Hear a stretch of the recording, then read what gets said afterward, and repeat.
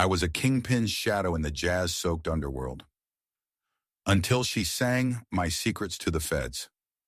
The rain-slicked streets of Chicago glistened under the gaslights, reflecting the neon glow of the cabaret sign.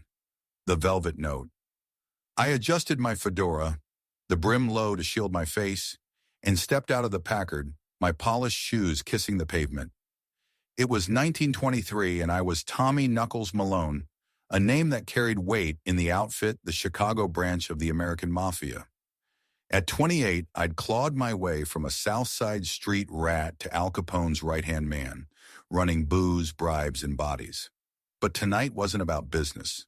Tonight was about her Lila Rose, the dame whose voice could make a saint sin and a sinner weep. The cabaret was a haze of cigarette smoke and saxophone wails. Men in pinstripe suits, their malls draped in furs, crowded around tables laden with illegal whiskey. I slid into my usual booth, the one tucked in the corner where I could see every face and every exit. My boys Vinny and Marco stood nearby, their eyes scanning the room like hawks. The outfit didn't survive by being careless. Lila took the stage and the room hushed. Her crimson dress clung to her like a lover, sequins catching the light as she swayed. Her hair, black as midnight, fell in waves over one shoulder, and her eyes, God. Those eyes held a fire that could burn a man alive. She leaned into the microphone, her voice a velvet blade slicing through the noise.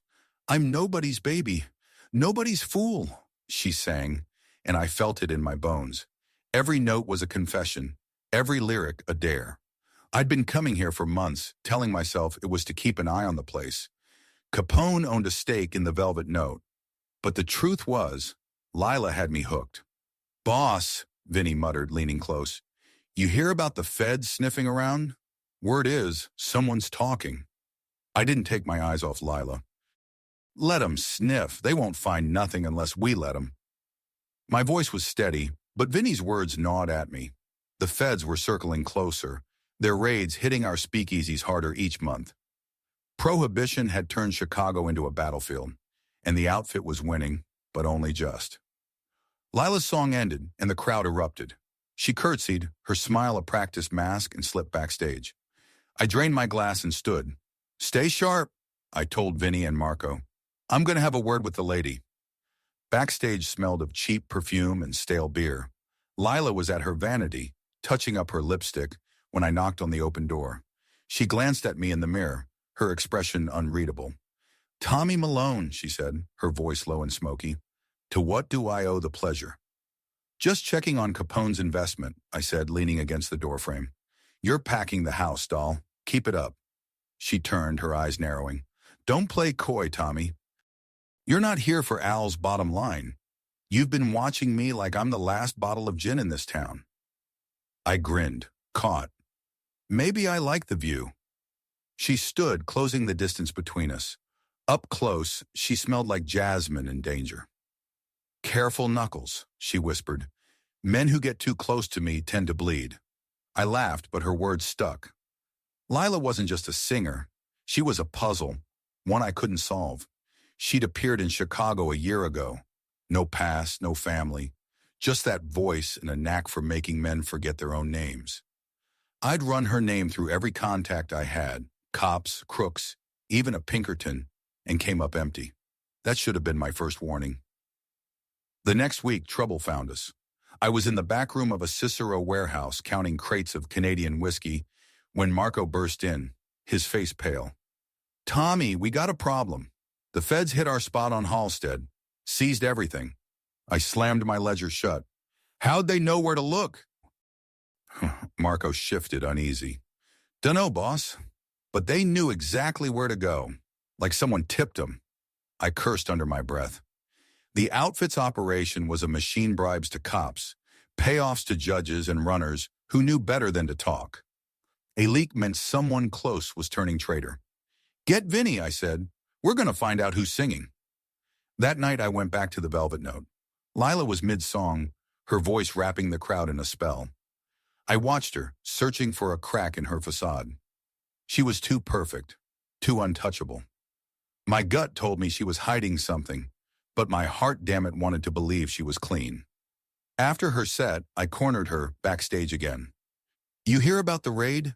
I asked, keeping my tone light. Her eyes flicked to mine, then away.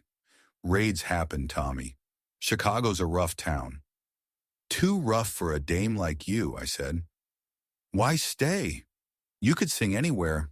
New York, Paris. Why this dump?" She smiled, but it didn't reach her eyes. "Maybe I like the danger." I stepped closer, my voice low.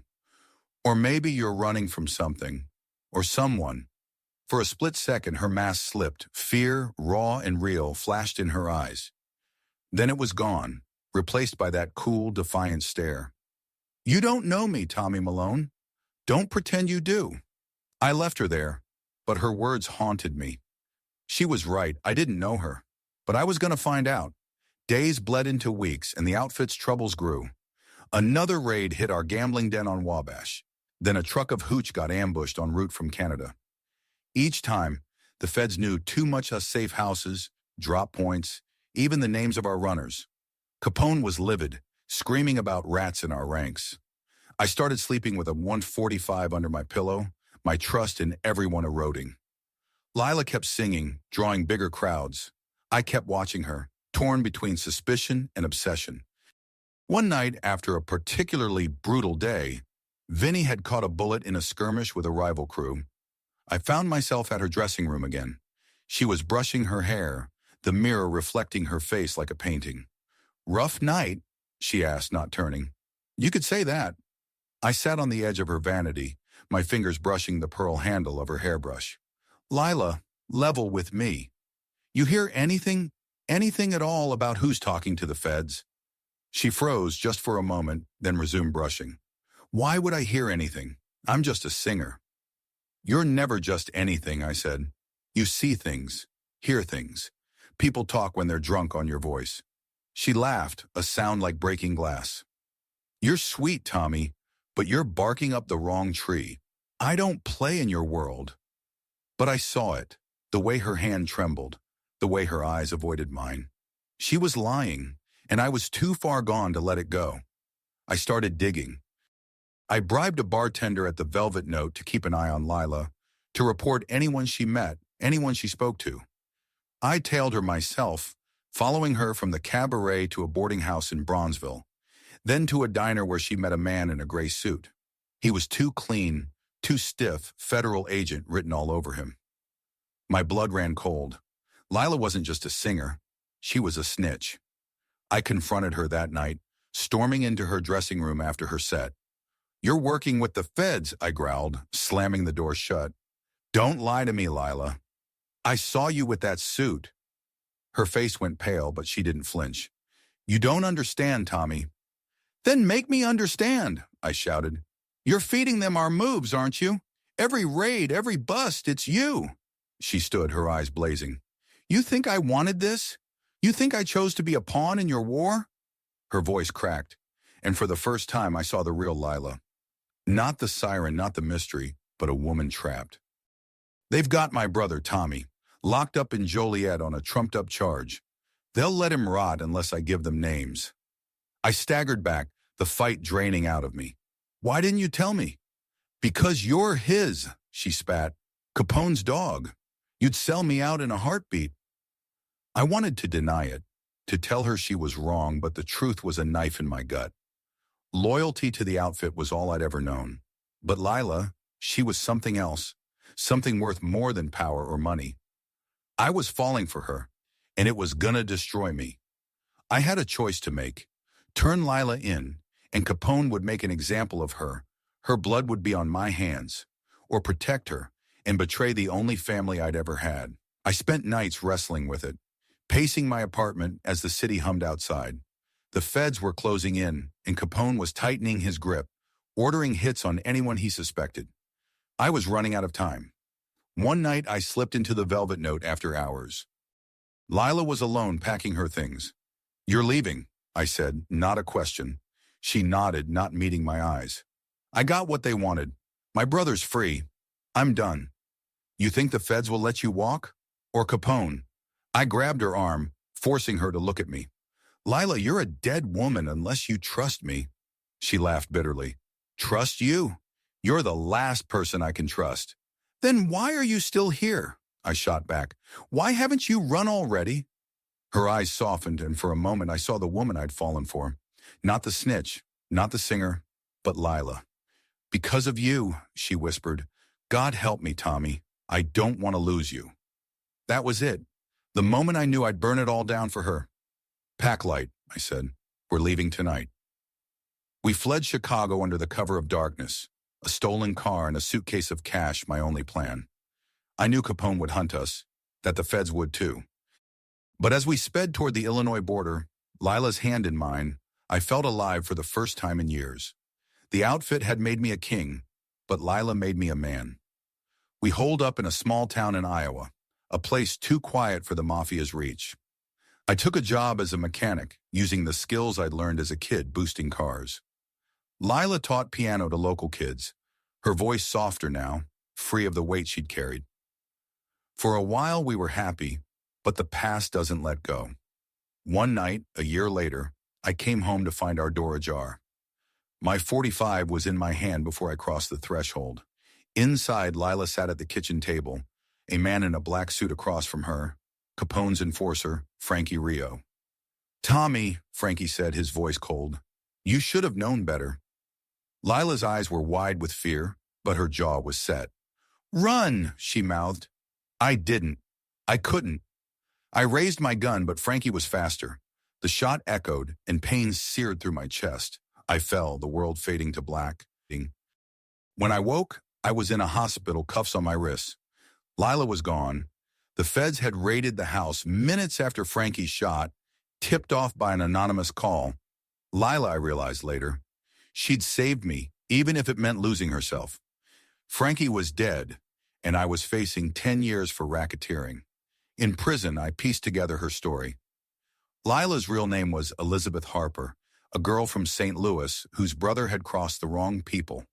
The feds had used her, played her like a fiddle, and when she'd outlived her usefulness, they'd let her vanish. I never found out where she went, but I like to think she's out there, singing under a new name, free at last. As for me, I served my time and came out a ghost of the man I'd been. The outfit was crumbling. Capone behind bars for tax evasion by 31.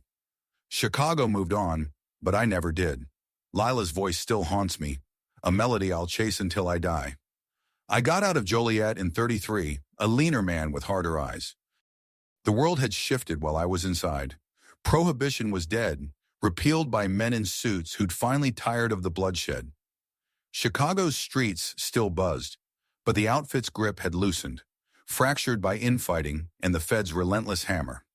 I was 38, with nothing but a faded suit and a name that still carried whispers of fear. Tommy Knuckles Malone wasn't dead, but he wasn't the Kingpin's shadow anymore. I was a relic, a ghost walking free in a city that no longer needed me. I rented a one-room flat above a butcher shop in the West Loop, the smell of blood and sawdust seeping through the floorboards. My days were spent hauling crates at a warehouse. My nights nursing cheap whiskey in dive bars where nobody asked questions. But every so often, I'd pass by the Velvet Note. It was still there, though the sign was faded, the jazz less wild. I never went inside. Couldn't bear to hear another voice where Lila's had been. Her absence was a wound that wouldn't heal. I'd lie awake replaying that night in Iowa, Frankie's gun. Lila's silent plea to run. She called the feds, I was sure of it. It was her voice on that anonymous tip, her final play to save me. But where was she now?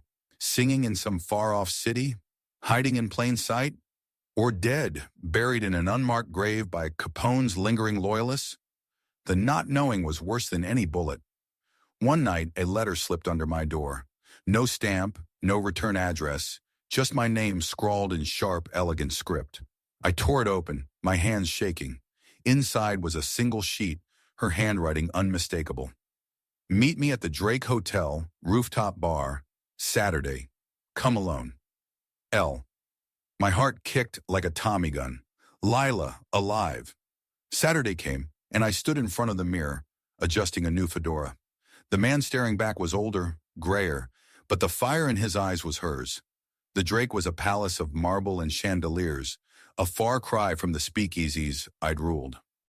I took the elevator to the rooftop, the city sprawling below like a map of my sins.